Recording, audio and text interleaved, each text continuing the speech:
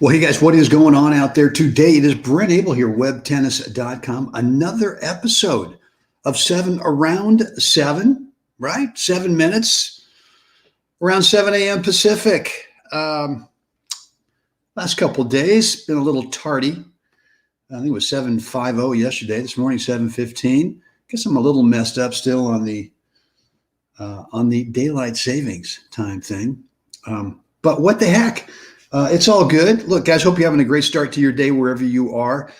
Beautiful morning out here in the desert. Looking forward to a 9 a.m. workout on the grass with the Big O again this morning. And what I'm going to talk about today is something that he and we kind of dug into yesterday that and I've talked about this a lot, and I don't think I can talk about it enough, but I want to give you a little bit different take on it today, and that is shot choice.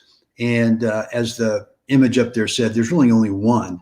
But before we get into that, a couple of things. If you are brand new to my online coaching, to webtennis.com, I got some stuff for you. Got some free stuff. I got you covered on this. No charge. It's on me. And those are 3 courses I've got over at webtennis.com. The most popular one so far has been the Top Spin Second Serve, trying to help you do 2 things. Number one, get more natural racket speed so that you can do these 2 things. Number one, which is going to be get a higher margin of safety over the top of the net, right? And then allow the ball so that we stop to, we never totally eliminate double faults, but pretty darn close. But that nice racket speed you get you power for that margin of safety over the net, but also get you a nice bounce out of the box over there. So that worst case, you start the point off neutral rather than giving that returner in singles and or doubles, the real advantage of the start of the point. Obviously, we don't want that. To get access to that and the 2 other free courses I've got for you, just go over to webtennis.com, drop in a first name and email address, and you will get access to setting up a free membership over at Web Tennis. Guys, if you're over at YouTube, would love for you to subscribe and then hit that notification bell once you do that so that you get alerted every time I go live, as I do in the mornings. Just about every morning, not every morning, but pretty darn close. And or if I upload some pre-recorded content. Actually, this afternoon I'm interviewing the great Phil Landauer, 41-time gold baller. We had Paul Wolf on yesterday, 8-time gold baller. Well, today I'm going to interview Phil, and we're going to talk about what he's working on. 41 gold balls and he's still working on stuff? You got to be kidding me. So that's not going to be live. That's going to be a pre-recorded video that I will upload to you guys tomorrow or maybe this weekend. We shall see. And then the other thing is what? Yeah, if you're YouTube or Facebook, please click the share and the like button. Does a couple things. Number one, it helps me get my message out there to more tennis players. But number 2, it lets me know, like today specifically, in terms of shot choice and tactics, out of the 4 real pillars of what we need to do to get better: technique, tactics, mental, physical. Tactics being number 2. That you want to know more about this, so that I produce more videos on it. And then finally, guys, look, if you're working on your game and there's maybe one little thing that is just not getting figured out, you want some private one-on-one coaching. I do offer Zoom sessions where we can do a few things on there that might just help solve that problem you've got. Let me know, Brent at webtennis.com, that you've got some interest, and I'll get back to you, let you know how the one-on-one private coaching Zoom session program works.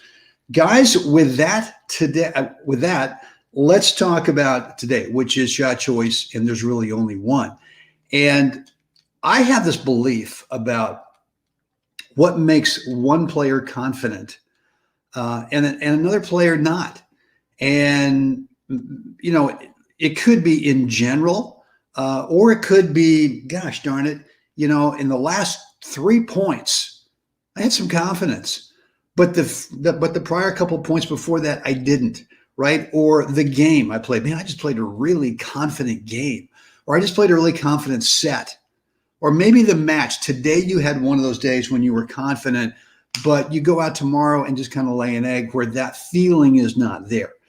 And to me, it really gets down to what makes players' confidence confident is that, you know how that old saying goes, God, I had no time to think. That ball was on me so quick that there was only one shot choice. There was only one thing I could do. I mean, yeah, sometimes balls get on you so quick, all you can do is react and just react and it goes back, where there's no thought of being able to have a shot choice. But it's kind of a good thing sometimes when the balls get on you so quickly that the only shot choice you have is that first one, and you got to go with it. There's the other saying that says that I had too much time to think, right? Thinking is not good. And it's true. And the reason that you don't want to be thinking too much is because you start to go through different shot choices, right? You've got an incoming ball. It's an average speed. It's coming in. The court's wide open to you. You're not being forced to play a passing shot, whatever it is. And you've got a little extra nanosecond or 2 or 3 to consider, well, here's my first shot choice. Here's my second one. Maybe I ought to go with the third one, because that would be the one that would actually be better than the first two. And typically what happens is because you've not prepared physically for that third shot choice, it just doesn't get executed as well as it could be. So here's what I'm going to ask you to do today. Here's what I'm going to ask you to work on today. And I worked on this yesterday with Owen.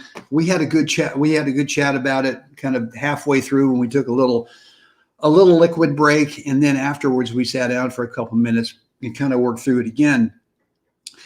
But confident players really trust their initial shot choice instinct.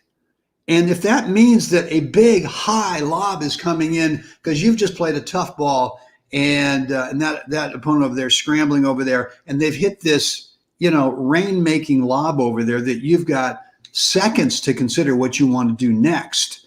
Whatever's your first shot choice, just stick with it. If that means that you've got more time to prepare, then the first thing I talked about was, my God, I had no time. I had no time to think. Too bad. Just stick with it and stick with it. And even if you tell the guy, hey, I'm rolling this thing cross court to your forehand, and the ball hasn't even been hit yet, big deal. You're better off in the long run doing that. I mean, not literally, obviously, but setting up and just sticking to that initial shot choice. And I think what you'll find, if you discipline yourself to do that you're going to play way more confidently over time. And that's what we're looking for, right? We're looking at the big picture. Too often we look at each individual point as feedback as to how we're playing, as opposed to the big picture. And so what I want you to do with the big picture is shot choice is your first instinct. Look, we've all played a ton of tennis, right? We've all hit 1 million tennis balls. We've all executed 1 million shots, some good, some great, some not so good, some not so great, right? But I want you to start trusting that your first shot choice is going to be the one that's going to be okay. Is it going to work out 100% of the time? No. No, it's not. It's kind of like, if you were with me yesterday, we were talking about the passing shot. Look, I mean, I can't stop my opponent from guessing, from anticipating where I'm about to play my shot. And even if I've got lots of time to have a first shot choice and stick with it, right, they can still guess. And that's just part of the game. You can't control that part. There's no way that you can stop that opponent from guessing and anticipating. The only thing you can do is to stay fully committed to your initial shot choice. And when you do that, I think what you're going to find, I know what you're going to find is that you're going to become a more confident shot maker. And once you become a more confident shot maker, the game gets different. The game just feels different.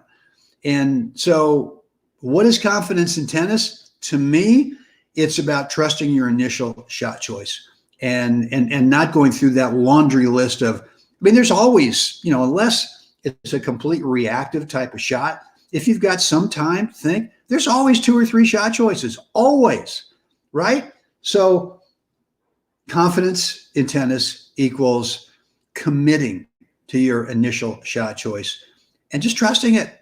Just absolutely trust it and go with it from there. That's what I got for you today, guys. So that's your homework.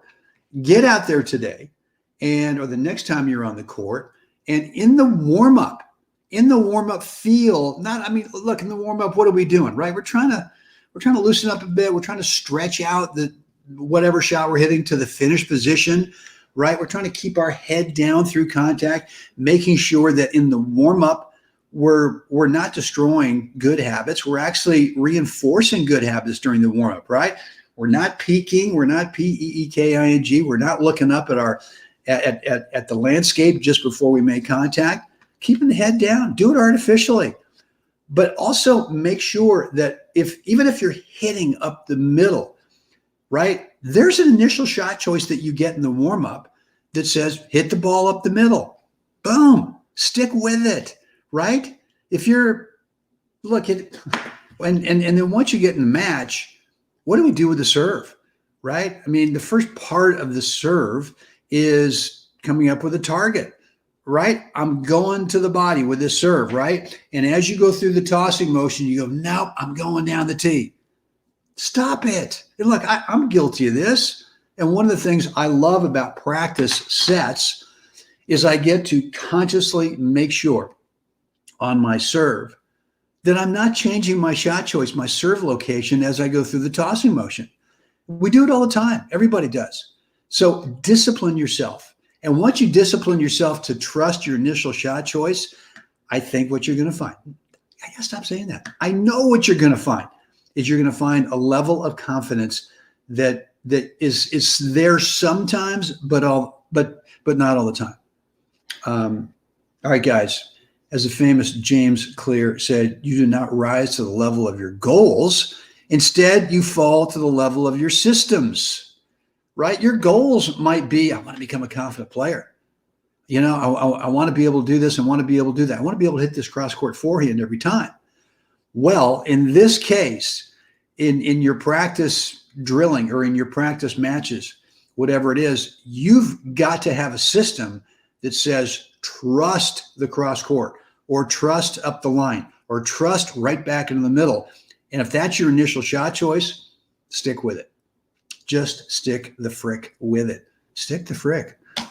All right. All right, guys, that's it for me today. Always want to hear your feedback, comments, any questions, remarks. It could be on this specific topic, could be anything in your game.